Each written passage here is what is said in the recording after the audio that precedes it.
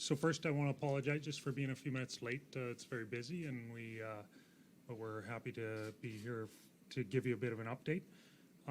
My name is Kim McKechney. I am the Vice President of Community Engagement and Communications for the Saskatchewan Health Authority.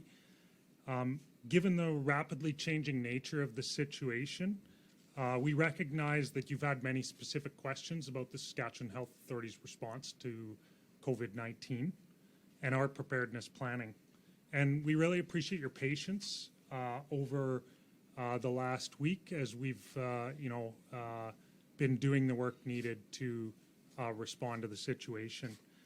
As many of you are aware, the Saskatchewan Health Authority activated a provincial emergency operations center based in Saskatoon, which is supporting preparedness planning and response activation across the province, with the goal to ensure an effective and coordinated response to the evolving public health situation with COVID-19.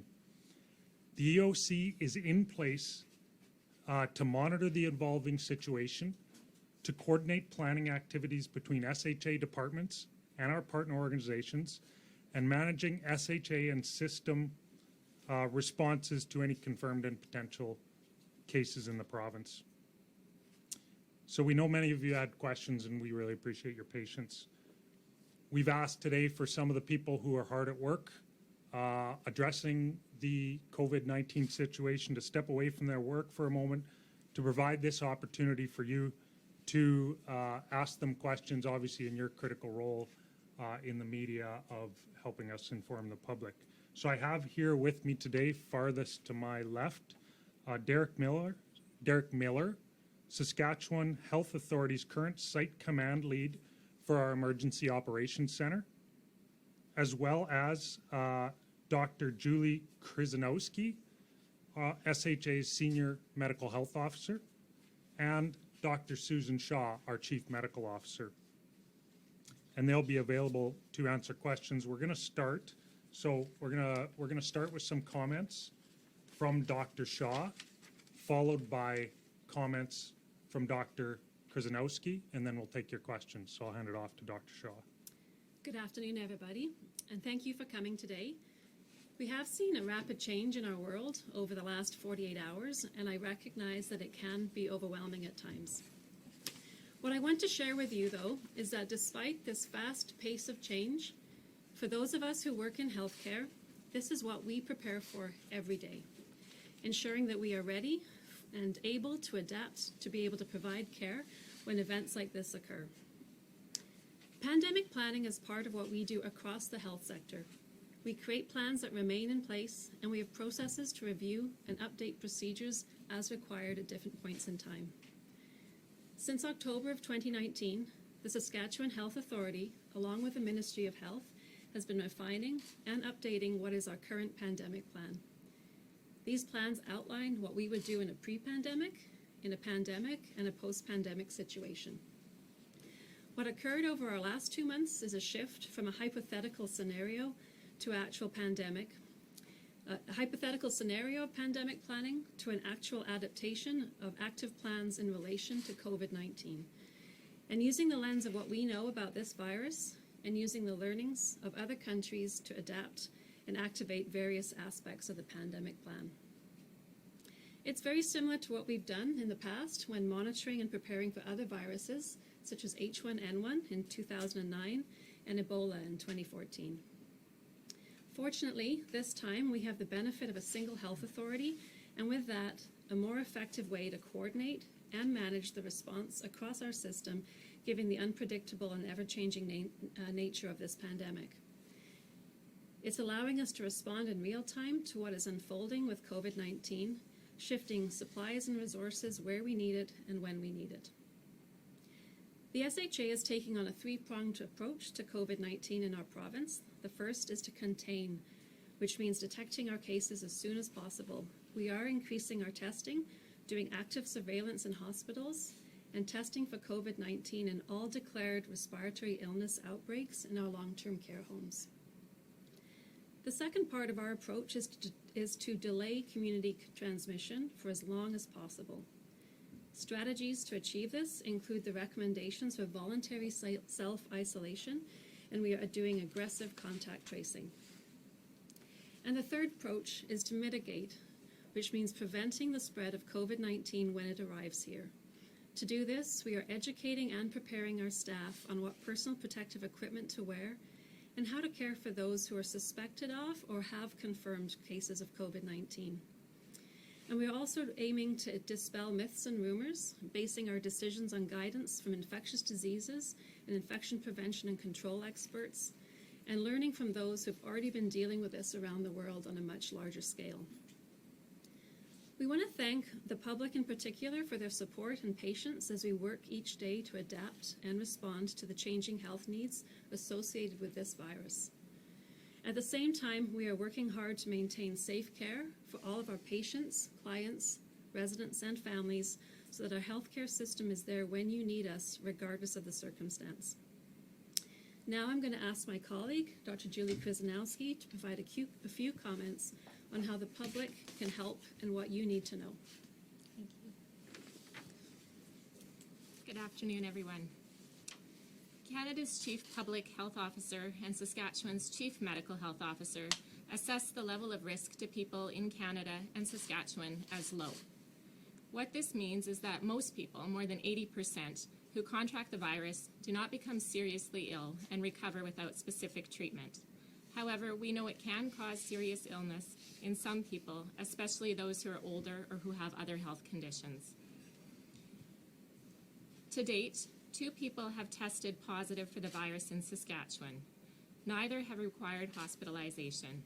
Both have traveled outside Saskatchewan before becoming ill. There is no evidence of community transmission in Saskatchewan at this time. Just like this virus affects individuals differently, it will not affect all of our communities in the same way.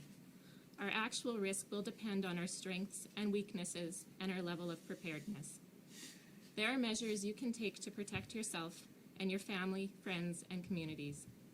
Symptoms of COVID-19 include cough, fever, extreme fatigue. If you are sick, please stay home, cover your coughs and sneezes, and refer to the information that's available, and it will be updated as more information becomes available. Individuals can take measures to protect themselves by practicing good personal hygiene. Wash your hands frequently, avoid touching your hands to your face, practice social distancing, and avoid non-essential travel. The Chief Medical Health Officer announced yesterday public health measures to prevent community transmission. These include restricting large gatherings of people and avoiding visits to long-term care in hospitals for 14 days after traveling outside the province. We also need to take other measures to stay well. It is even more important now to care for your physical, mental, and spiritual well-being. Eat well, stay active, take time to rest. Maintain a daily routine and manage stress in healthy ways. While social distancing can prevent transmission, we also need to make sure we maintain social connections and support and care for those who are vulnerable. We want people to receive the health care they need in the right place at the right time. Testing is available to people who have symptoms and risk factors. This includes travel outside Canada, people hospitalized with a respiratory illness, outbreaks in long-term care, and contacts of cases. Because there is no vaccine and no specific treatment, everyone is at some risk. To manage our healthcare resources, we must act now to prevent community transmission and reduce peak burden on the healthcare system. SHA's message to the people of Saskatchewan today is to take care of yourself and each other. Thank you. So we'll now take questions. I am going to ask for questions in the room first. I believe we have people on video, on teleconference as well. So we'll wait till we exhaust the questions in the room before we start the teleconference questions. So we'll take our first question here. Nathaniel Dunn, Global News. Are the ERs in Saskatoon still at overcapacity? I don't think I have the numbers in front, but we've been looking at the capacity numbers. It's not the ERs that are over capacity. We do know that our tertiary care centres in Saskatoon are running at full capacity and above capacity. It's even more important that we've been doing the work purposefully over the past few months and years to try to improve the access to care outside of the hospitals. so that our hospitals can be running more as efficiently as possible. And that's an important part of the messaging around testing. We want to make sure that testing is available in the community rather than directing people to emergency departments for testing. Another question? Any comments? Over here, sorry. Do we know how many people have been tested besides the people that have been confirmed? Has there been any other cases? So the surveillance numbers are posted every day on the Ministry of Health website. They're updated daily at 5 p.m. They include the numbers of tests as well as the numbers that have been reported positive. Has the Saskatchewan Health Authority been in contact with any of the individuals who maybe have been in contact with the two positive cases at this point in time? It's my understanding that there maybe was some community engagement with one of the individuals. Has the SHA been in contact with anybody who's maybe come in contact with these two cases at this point in time?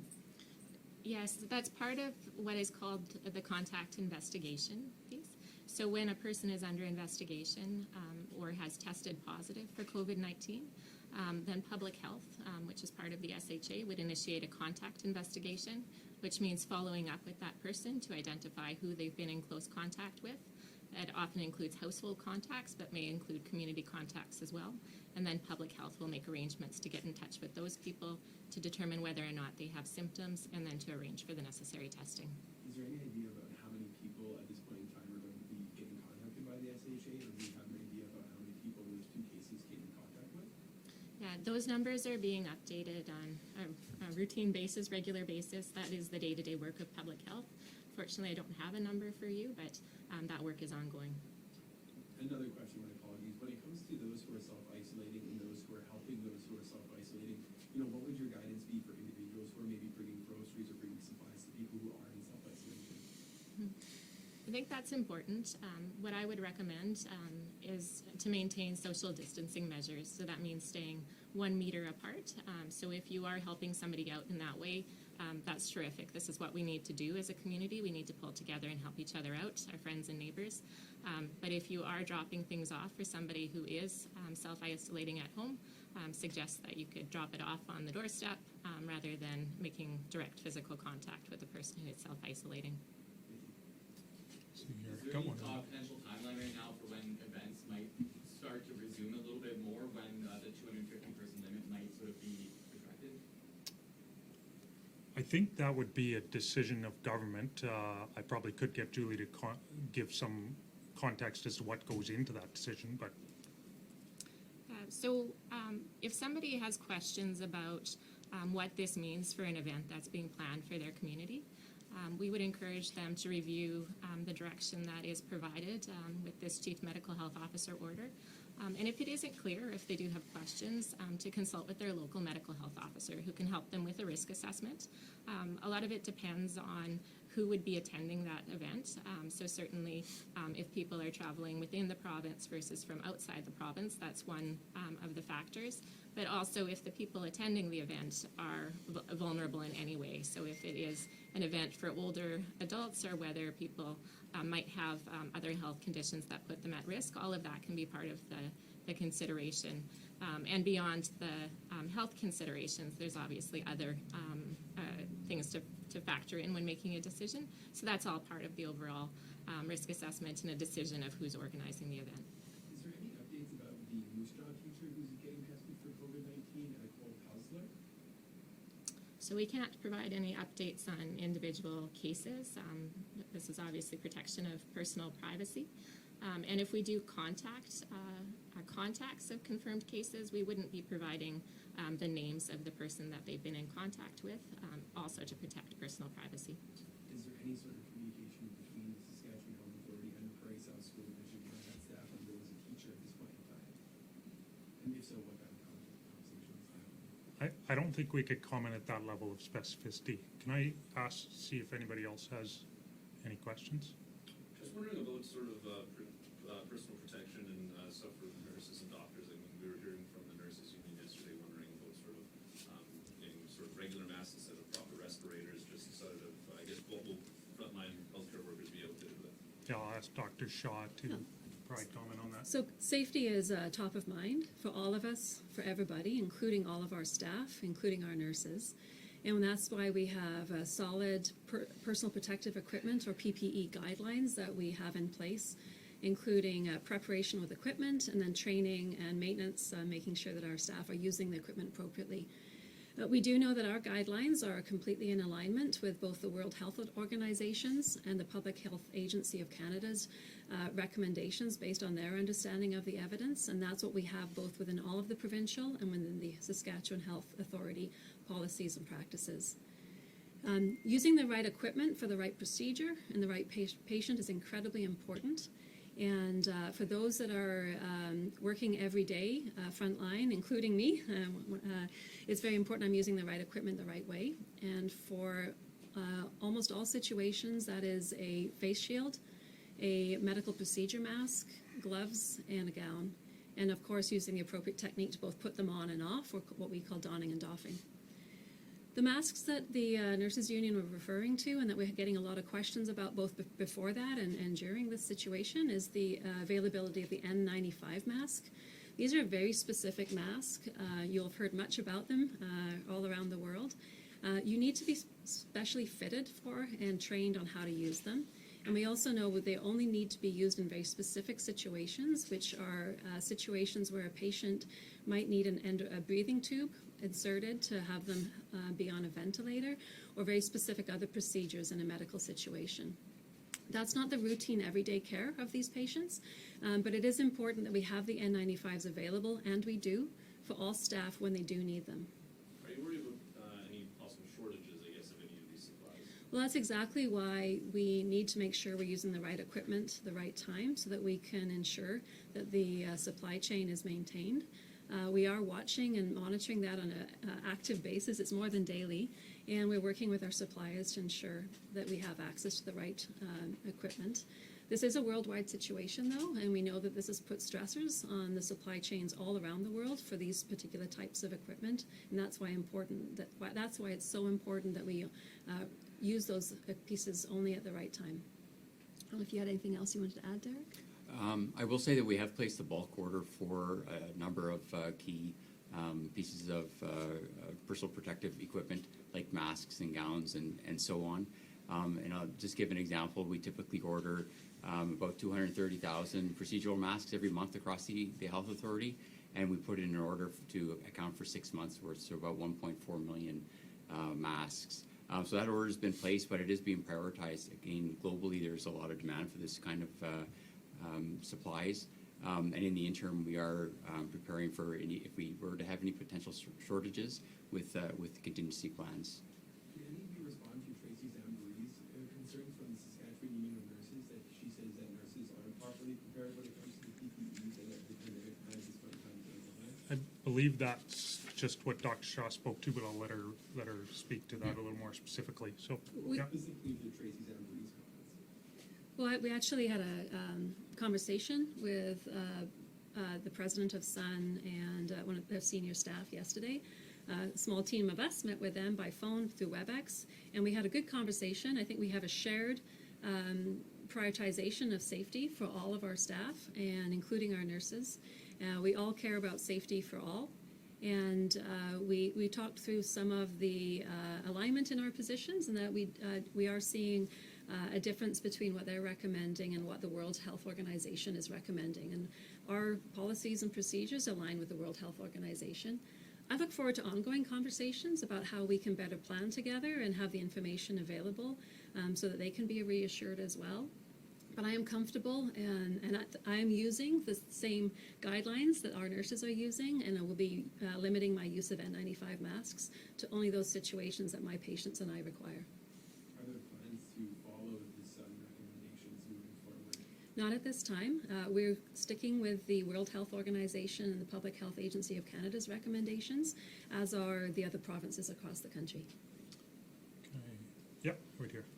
For people that are exhibiting symptoms and are wanting to get tested, what's the proper procedure? Go ahead. Yep. Julie. So for people who have symptoms and a travel history, testing is available. So there's different routes to testing. One route is through Healthline, and we do understand that Healthline is experiencing its own issues with responding to callers in a timely way. But we ask for people's patience with that. It is important to be assessed for whether or not a test is indicated. The tests are important for surveillance purposes. We do need to know what's out there in the community. We do not need to understand what's happening in terms of community transmission. But for many people, it won't actually change how their symptoms are managed.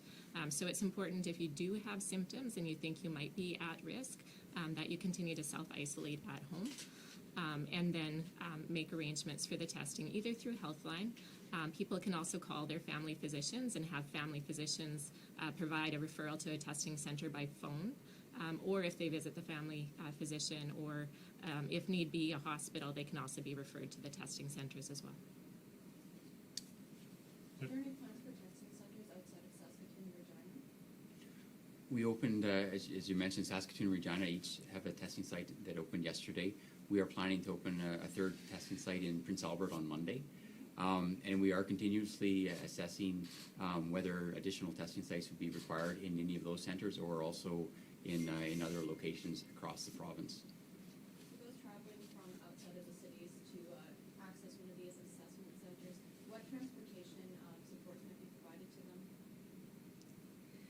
Testing is also available outside of the assessment centers. So for those who live in Saskatoon, Regina, and starting on Monday, Prince Albert, assessment centers will be available as one of their options.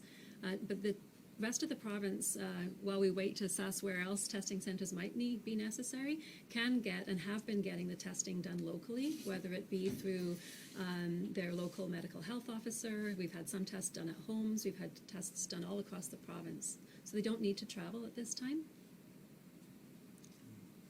Any more questions? I have one kind of a loose question.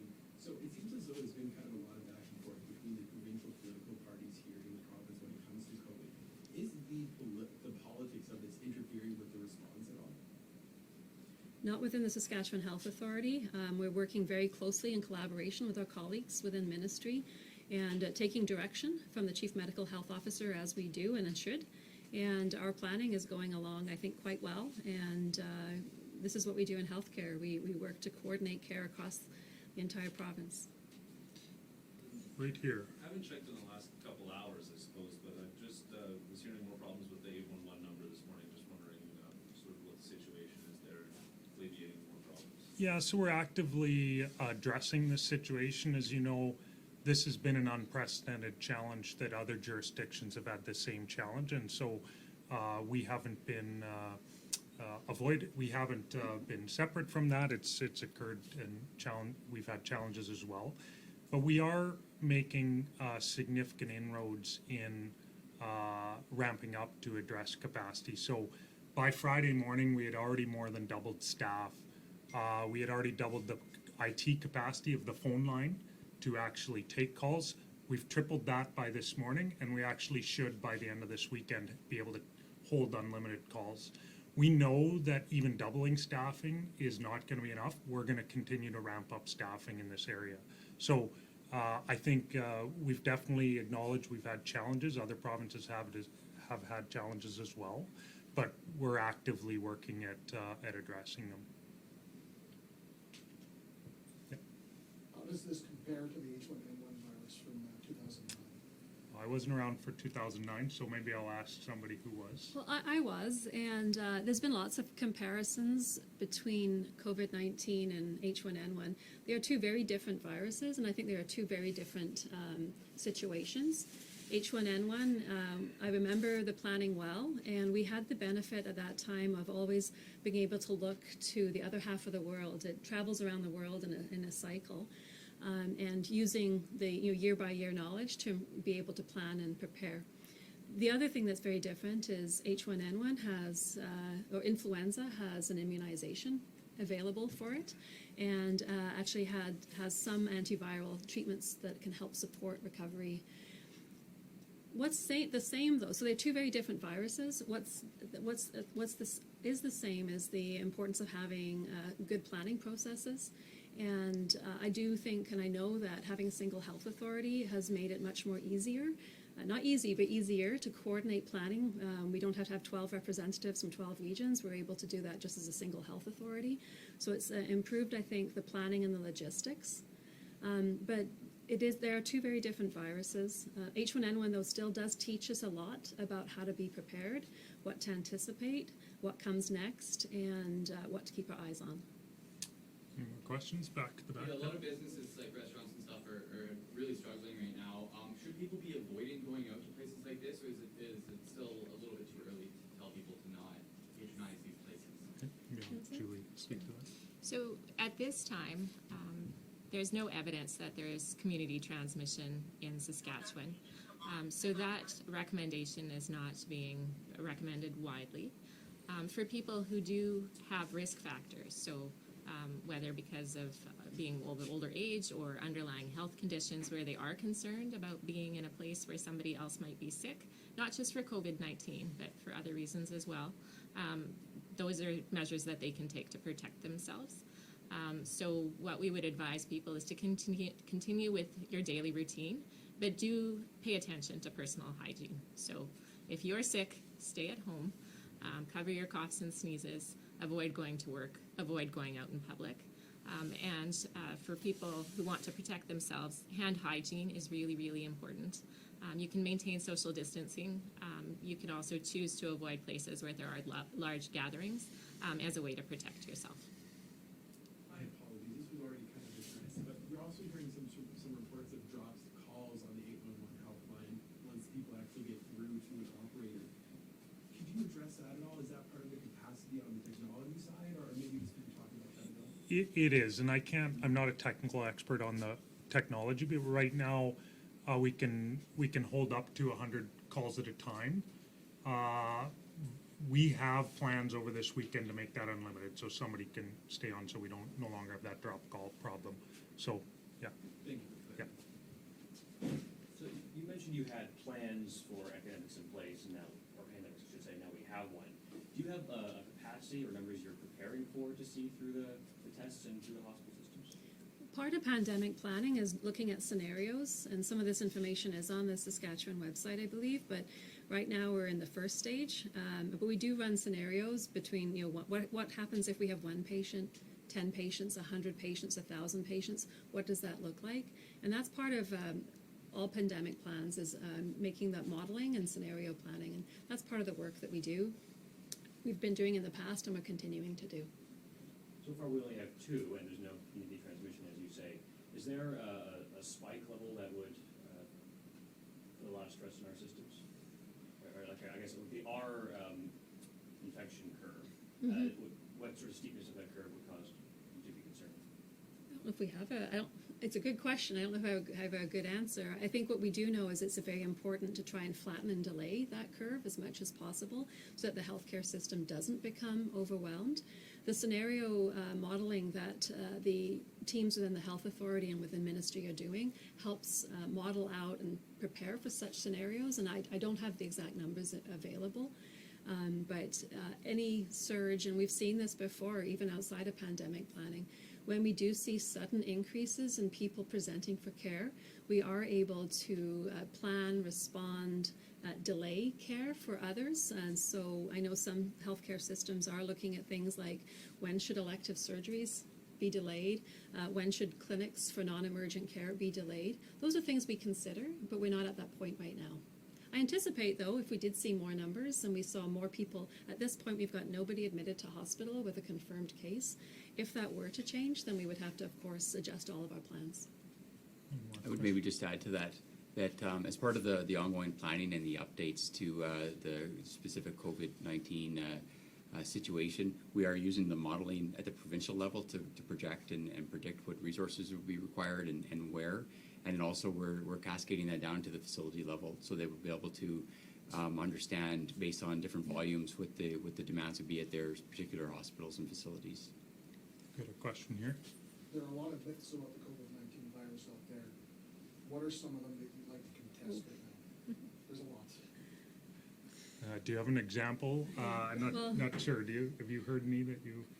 I think the one that I would really like to put out there is that a lot of people are trying to sell supplements as solutions, and there are no supplements that will treat, and I think that's actually very unethical and wrong to be trying to monetize what is a unfolding and at times anxiety-provoking situation. And so there are at this time no known treatments that or supplements or alternative therapies that offer anything other than anything. They don't help. What does help is taking care of yourself, self-isolating, excellent hand hygiene, avoiding large groups if you're large collections of people, if that's what you're worried about, and good supportive care inside hospitals when necessary. So I'm mindful of time as well, so maybe we could do two more questions in the room and then on to the phone. So, here. Should people be stocking up on anything? And how much toilet paper is too much? We did not bring a toilet paper expert to the media conference, but I'll ask. Sure, I'll try to respond to that. So because COVID-19 is new, there's a lot of uncertainty and a lot of fear about what might happen. A lot of that fear is driven by what other people see other people doing. I think it's important to have, for every household, a plan that has at least a 72-hour supply of all of the essential things that you need. I think people need to plan for the event that they may be required to self-isolate at home for a 14-day period and have a plan in place for what that looks like. I know that when people are out shopping, there are shortages of things that they think they need on the shelves.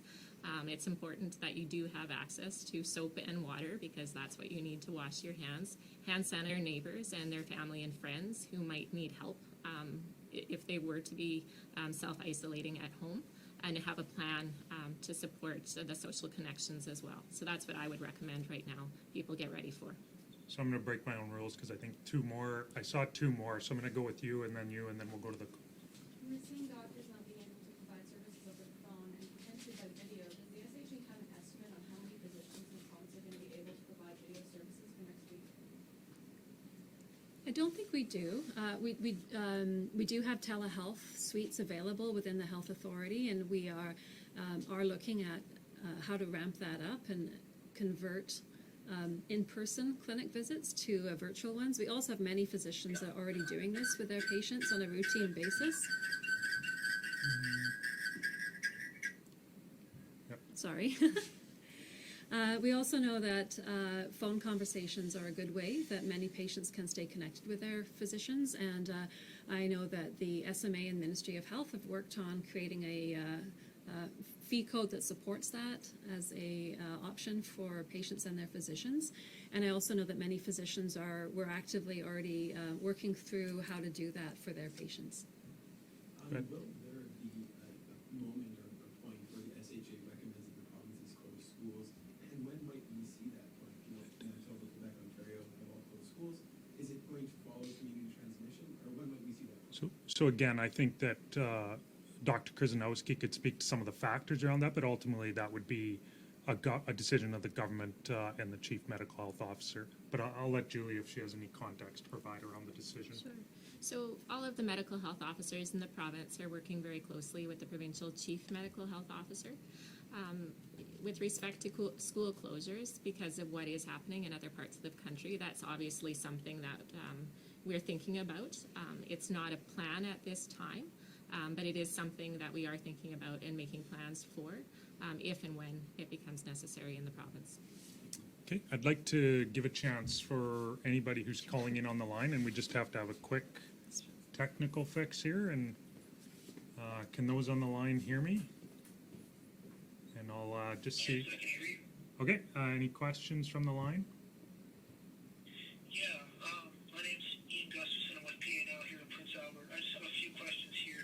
I apologize if I ask any repeated questions just because I haven't really been able to hear too greatly, but I'm just wondering, can you tell me more about the testing center in PA, such as where it will be located? So the testing site in PA will be set up on Monday, and the location of it isn't. We're not disclosing the locations of the testing sites just for patient privacy. So the access is similar to what was mentioned earlier through 811 Healthline or by contacting your family physician's office by phone for a referral. Okay. And what is the process of getting tested? And do you need to have a doctor's note? And how long do the test results take to come back? The turnaround time on the test is between 1 to 2 days, which is quite impressive. And you don't need a doctor's note in terms of you having a physical note. You do need a referral to a testing center, which can be done either through 811 Healthline or through your family physician or nurse practitioner's office. They don't need to see you in person. They can do an assessment by phone using an algorithm and then generate a referral that will be sent over to the testing site. Any, Okay. So who was that answered my question? That's Susan Shaw. Okay. I just have a couple more questions here. Can someone explain why schools in Saskatchewan have not been canceled at this point, seeing as how the Ontario schools have? sorry, again, I think you'd have to direct that question on the actual decision to the Ministry of Health, because it's their Chief Medical Health Officer who would make that call. Okay. Okay, two more questions here. So I'm just wondering, can the casino and bingo hall in PA continue to have gatherings of over 250 people now that it's banned? I think I would defer. Do you have a comment on that, Julie? So the provincial chief medical health officer yesterday announced the public health measures that are intended to prevent community transmission. So those include restricting large gatherings of people. So what that means to individual communities and events that are being planned in communities is something that needs to be assessed based on that order. But that is the direction and order from the provincial chief medical health officer. Okay. Was that Dr. Shaw? Sorry, that was who answered my question again? that was Dr. Kryzanowski. Is anybody else on the phone? Can we go just give a chance for anybody else on the phone line to ask questions? Jason Kerr with the Prince Albert Daily Herald. I know you guys talked a little bit about additional testing sites or potentially setting up more in the future. Any plans for northern Saskatchewan, like La Ronge or even further north, for setting up a testing site? We are the leaders that are responsible for the northern locations. They are assessing what their needs are in terms of testing. So that's something that they're examining right now and looking at different options to ensure that they're able to provide that service. That was Derek Miller, our EOC lead. Thank you. Any other questions on the line? I just have one more question. Sorry, where are you I'm calling? calling from Sorry, where are you calling from? This is Ian from PA now again. Okay. Oh, thanks. I just have one more question here. I got a call from the Victoria Hospital this morning saying that there's restricted visiting in the maternity and the pediatrics wing. Do you guys know if that has anything to do with the COVID-19 virus, or if that has anything, or if that's something else? No, I believe it's unrelated, but I believe it's unrelated.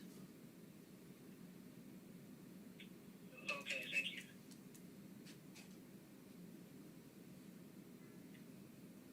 okay. Thank you very much, everybody, for coming today. I really appreciate you attending and for questions. Thank you. Thank you so much. Thank you.